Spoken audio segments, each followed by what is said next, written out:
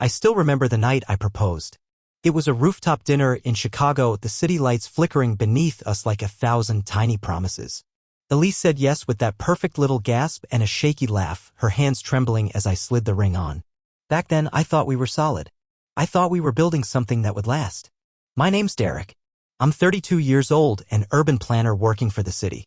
I bought our apartment with an inheritance from my aunt, top floor, skyline view, a place I was proud of. Elise moved in 6 months later. She was 30, a museum curator with this magnetic charm that made people lean in when she talked. We were the couple that other people toasted to. We fit. Or we used to. The first time she mentioned Brandon, I didn't even flinch. I mean, everyone has an ex, right?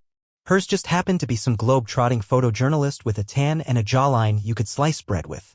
She laughed about him over wine one night, told me how they used to sneak into abandoned buildings for the thrill of it. He was impulsive, she said, swirling her glass. Fun. But exhausting. At first, I didn't think anything of it. But then Brandon started showing up more, at least in the stories. Elise would talk about the time they got stuck in Morocco without passports, or how he once climbed a rickety fire escape just to get a photo of a street parade. Remember when people used to just go? She said once, I somewhere else entirely.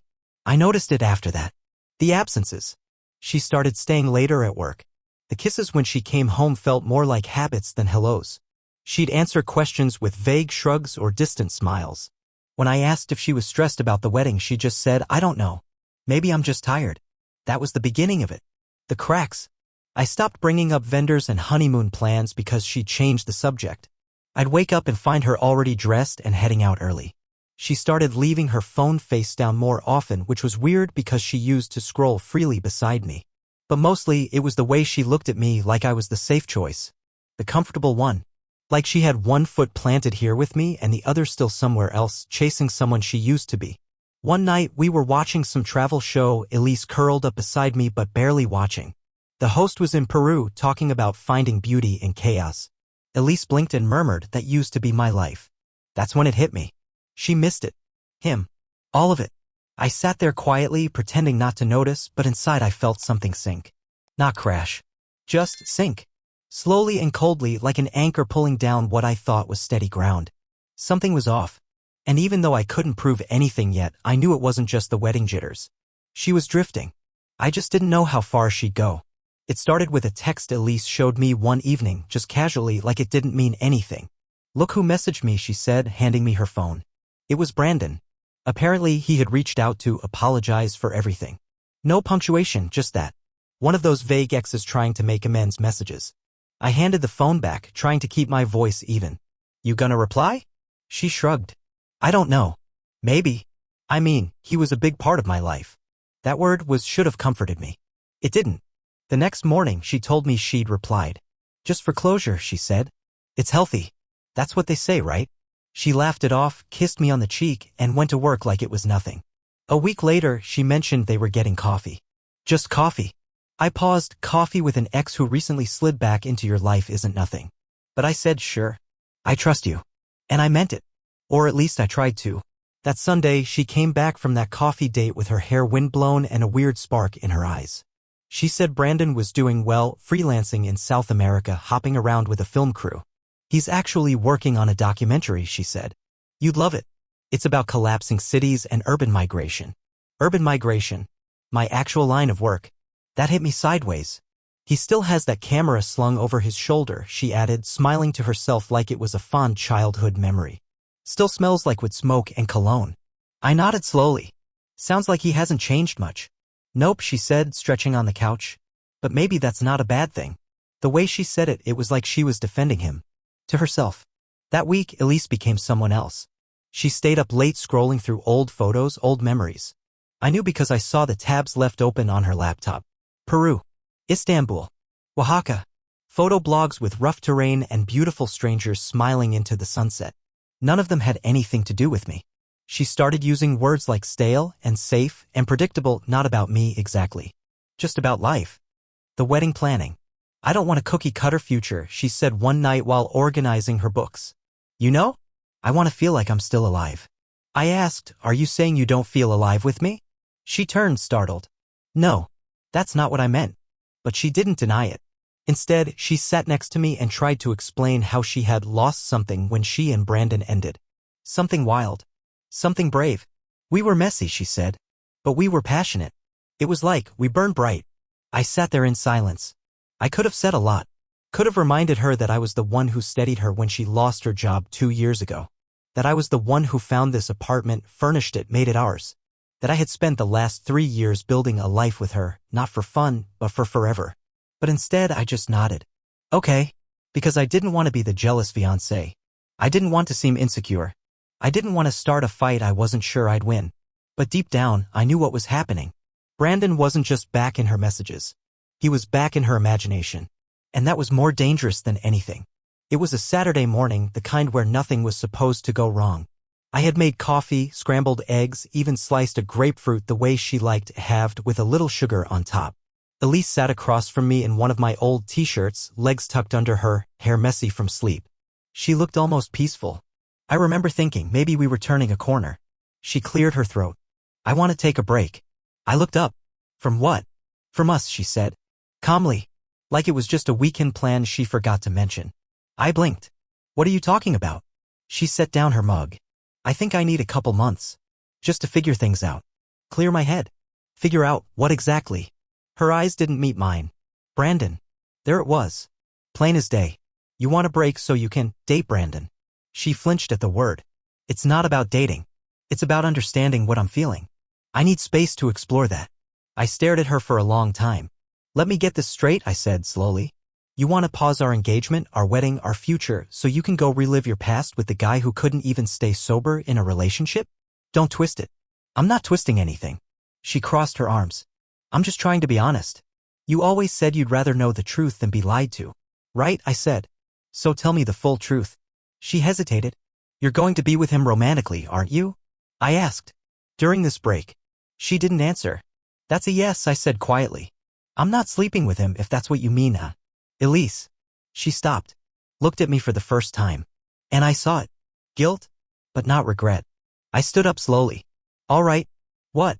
You have your answer now, I said, walking to the sink. We're done. She stared at me confused. Wait, what? No, Derek, I'm asking for a pause. Not an end. Yeah, well, I don't do open-ended breakups disguised as personal growth, I said, rinsing my hands off. You want to chase him? Go. But you're not coming back here when it doesn't work. She stood too. You're overreacting. No, I said, wiping my hands dry. I'm finally reacting. You're seriously ending everything over this? You ended it, I said, turning to her. When you made the decision to entertain the idea of someone else while still wearing my ring. I just wanted time. And I want respect, I cut in. But you made your choice. So let's stop pretending. Her eyes welled. You're being cruel. I'm being clear, I said. You need to move out. Today if you can. Tomorrow, latest. She took a shaky breath. You don't have to do this. We can talk or figure it out. You're just upset. No, Elise. I was upset last week. Now I'm done. The silence that followed was heavy.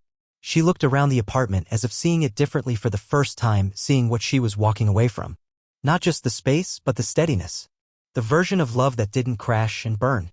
Please don't do this, she said softly. But I didn't answer. I walked past her, grabbed my keys, and opened the door. You've got until tomorrow night, I said. Then I walked out into the cold, knowing damn well I'd never come back to her the same. By Monday morning, I had already changed the locks. Elise moved out Sunday night in silence. No drama, no crying, no last minute please. Just 2 suitcases and a box of books she couldn't part with. She left her key on the kitchen counter next to the salt shaker. I found it the next morning lying there like a full stop. I didn't wait to feel anything. I contacted a real estate agent I knew through a friend, told her I wanted to list the apartment immediately. It's a great unit, she said. You'll get offers fast. Good, I replied. I'm not interested in dragging this out. Then I called my bank and removed Elise from all joint accounts, even the grocery one we barely used. I deleted the shared Spotify playlist. I pulled the plug on the shared cloud storage where we kept travel photos and furniture receipts. Gone. There wasn't a single trace of her in my digital life anymore. It wasn't about pettiness. It was about control. If she could walk out that easily, I could erase the trail just as fast. I texted her once, just once. Your stuff is boxed in the hallway closet. I'll give it to the doorman. Anything left after Friday goes to donation. Please Please do not contact me unless it's about logistics. She didn't reply that day, but the next evening she broke the silence. Derek, can we talk? Just to clear the air. I feel like we never got real closure. Blocked. Then she tried email. Subject line, please don't do this. I archived it without opening it. Deleted it the next day. She tried again 2 days later, this time longer, spilling feelings and confusion and regret. She ended it with, I made a mistake. I didn't think you'd actually walk away. That made me laugh quietly, bitterly. People always think they can rewind time. But I wasn't interested in being her plan B. I had been that once unknowingly. I wasn't doing it again. Instead, I packed the rest of her books into a box and labeled it Fragile, Return to Sender. I left it with the front desk. After that, I called my old professor from grad school. He'd moved to Portland years ago to start a small but high-profile urban design firm. We kept in touch off and on. You still thinking about making a change? He asked after I brought it up. Yeah, I said. The sooner, the better. He told me to send over my portfolio. There's an opening on the green space design team. You'd be perfect. I sent it that night. Within a week, I had a remote interview. 2 days later, an offer. Just like that, my restart began. I walked through the apartment one last time before the photographer came for the listing shots. It was bare, but not empty. The space still had its bones, the high ceilings, the industrial windows, the skyline view. But the soul had changed. I didn't see us anymore. I saw a man who had finally pulled the plug. Later that night, Elise emailed again. No subject line. Just one sentence. You didn't even fight for us. That was the last straw. I opened my settings, changed my number, and deleted every remaining photo of her from my phone. No trace left. No forward address. Just a new job offer, a 1A shipping label on my essentials, and a growing silence I finally welcomed. The drive to Portland took 3 days. I packed what mattered, clothes, my drafting tools, a few framed prints from local artists, and the coffee mug I'd used every morning for 5 years. Everything else I either sold or left behind. The apartment sold in under a week, above asking. My realtor said it was one of the fastest turnarounds she'd seen that month. I didn't care about the money. I just wanted to leave. The highway felt endless but clean somehow. There was something about watching the city shrink in my rearview mirror that made me breathe easier. No more brunch spots where Elise and I used to sit. No more museums she dragged me through. No more quiet walks back to an apartment that didn't feel like home anymore. When I crossed into Oregon, it was raining lightly, of course it was, but it didn't bother me. I actually rolled the window down for a bit, letting the cool air hit my face. I felt awake. The new job was a smooth landing. The firm was small, creative, but with real teeth. They were leading a revitalization project for a massive green space initiative near the river. My team had just started laying out schematic designs for mixed-use paths, flood-resistant landscaping, and modular seating installations.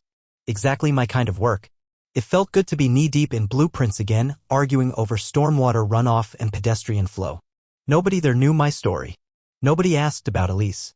I was just Derek, the new guy from Chicago who liked clean lines and coffee at 6 a.m. I found a temporary loft downtown, a simple third-floor unit with brick walls and giant windows that faced a quiet park.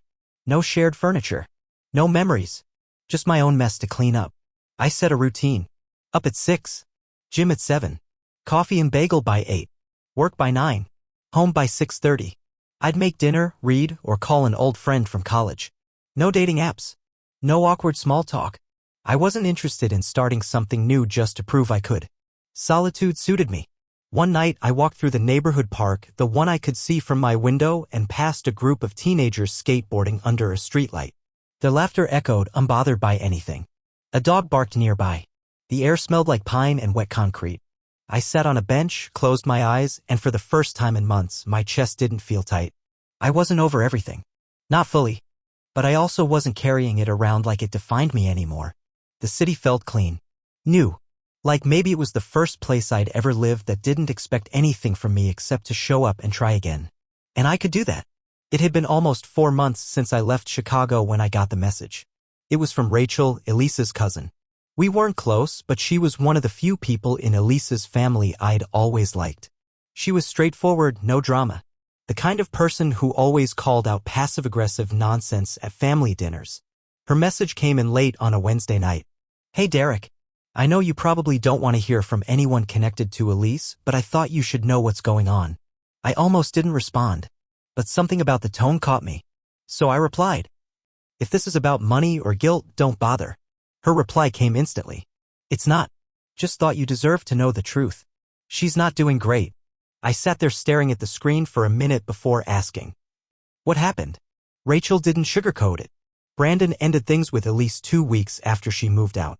She had stayed with Rachel temporarily, thinking it would just be for a month or two until she and Brandon figured things out.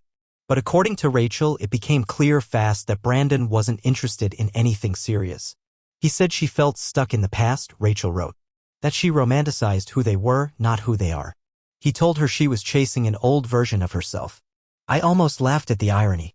That sounded exactly like something Elise would have said to me a year ago, back when she was still idealizing chaos over stability. After Brandon ghosted, Elise started spiraling. She overstayed her welcome at Rachel's place. Left dishes in the sink. Slept until noon. Picked fights over nothing. Rachel asked her gently to look for another place. She cried, Rachel wrote. Said she had nowhere to go. That she messed everything up.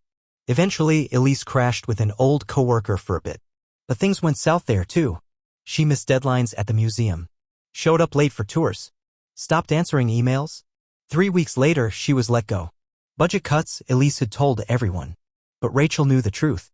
She fell apart, Rachel said. She couldn't keep it together, not even for a paycheck. She'd called her parents next. They had always liked me, maybe more than Elise realized. Apparently, they weren't thrilled to hear she'd blown up her life chasing a man who ditched her within a month. They said she needed to grow up, Rachel added. Told her they'd help with therapy but not rent. No bailouts. I sat with that for a long time. I didn't feel vindicated. Not really. I didn't want Elise to suffer. I hadn't walked away hoping she'd collapse. But still, there was a strange kind of closure in hearing it, knowing the life she'd thrown away our engagement for had never really existed. She'd been chasing a feeling. A story. And the real world didn't bend for stories. Rachel ended the message like this. I don't expect you to say anything. I just figured after everything you should know she's not blaming you anymore. She's blaming herself now. I didn't write back. There wasn't anything left to say. I powered off my phone, stepped out onto my tiny balcony, and stared out at the city lights reflecting on the river. Whatever Elise was going through, it wasn't mine to carry anymore. She'd burned the bridge. And I had already built a new road. The first message came from a name I didn't recognize, Alyssa Jane. It was a short, awkward paragraph. Something about how sometimes people make mistakes and healing is never linear. I almost deleted it, thinking it was spam. But then I read the last line. I still think about the way you used to say my name when you made coffee. Nobody but Elise would write that. I blocked the account immediately. The next day, another one popped up, different name, same pattern. Cryptic emotional language. Vague apologies. I blocked that one too. Over the next 2 weeks, it became a game of digital whack-a-mole. Fake names, burner numbers, random emails. She never signed them, but it was obvious. She used phrases only we had shared. Old jokes. Song lyrics we used to hum on lazy Sunday mornings. I never responded. Eventually, a mutual friend reached out, Josh, one of the few people who'd kept in touch with both of us. She asked me to pass on a message, he said. I told her you wouldn't want it. What did she say? Josh hesitated. That she's sorry. That she wants to talk. That she's willing to do therapy if it means there's a chance. I rubbed my eyes. Tell her there's no chance. No contact. No help. Not now, not ever. You sure? Very. Josh nodded. I'll deliver it exactly like that. And he did. I never heard from him again about her. A week later, Rachel texted again. She tried to move back in with her parents. It didn't last. Things got bad. Lots of fights. They told her she needs to grow up and take responsibility. She's moving to Denver. Says she needs a clean slate. Good. She was someone else's story now. Before she left, one last email came through, this time under her real name. It was long. Rambling. Sad. She didn't beg this time. She just said she missed what we used to be and asked if there was even a sliver of me that still thought about her. I didn't answer. Instead, I updated my number again. Changed the last bits of my social accounts. Set all photos, posts, even friends lists to private. I deleted the email. Then I stared at the screen for a while, not feeling rage or sadness or triumph. Just nothing. And for me, that was everything. No flicker of old love. No bitterness. No curiosity. I was free. Not in a dramatic, torch the past kind of way. Just quietly, finally free. She had to go build her life from scratch with no one left to fall back on. That was her choice. and I had no intention of watching from the sidelines. The last door was closed, locked, and sealed. 6 months passed like a slow tide, not rushed, not dramatic, just steady. I settled into the city and the city settled around me. Work picked up fast. I ended up leading the design for one of the biggest sections of the waterfront redevelopment, an open green space with walking paths, stormwater gardens, and sculptural seating designed to blend into the slope of the hill overlooking the river. It won a regional planning award in May. My boss shook my hand, but it was the site visit a week later that meant more. I stood in the middle of the park on a gray Tuesday morning, early before the city really woke up. A jogger passed by, nodding. A mom walked by with a stroller, pointing at a small copper sculpture we'd installed for kids to climb. It felt real. Useful. This was mine. Not in the way that a trophy is yours, but in the way a quiet, long-done effort finally hums back at you. My loft started to feel more like a home. I bought a couch, not fancy, just soft and deep enough to fall asleep on. I started hosting low-key dinners with a couple of coworkers. My friend James from college visited one weekend and we sat on my balcony drinking beer and not talking much, which is the best kind of catching up. I dated a little, but nothing serious. A couple of coffees, a dinner here or there. I told people I was just focused on work, but the truth was simpler. I liked the stillness. I liked my own company. For the first time in years, I didn't feel like I was waiting for someone else to finish the sentence. No one asked me to be a version of myself I didn't recognize. I didn't have to be the exciting guy or the caretaker or the fallback. I was just Derek. Quiet, deliberate, clear. I still thought about Elise sometimes, but only as a fact of the past. Like a city I once lived in but wouldn't return to. I didn't Google her. Didn't check social media. I imagined she was somewhere trying to rebuild, just like me. But her story wasn't mine anymore. And that was enough.